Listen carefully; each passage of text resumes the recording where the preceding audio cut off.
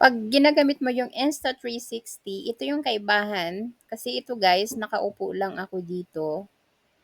So, yan yung ganyan. 'Pag nakaupo ka, parang hindi siya totally na ah, maganda. So, still lang siya. So, it's better talaga kapag nagmo-move ka, lumalakad ka, mas interesting siya.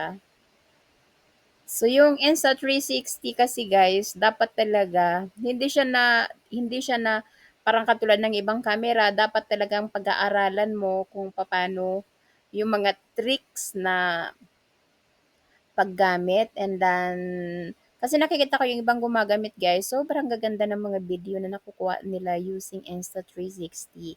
So, dapat kailangan more practice using Insta360. Yun, ganun talaga siya guys.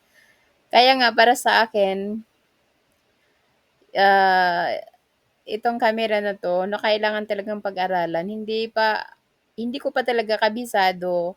Kaya nga sabi ni Chris, sabi niya, manood ka ng maraming video and then how to use. So dito, ito yung nakikita niyo, ito 'pag nag-ano ka, nagmo-move, 'yan lumalakad ako dito.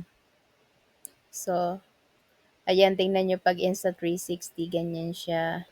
So, may mga ibang video pa ako guys, abangan nyo. Thank you for watching. It's me, Denda.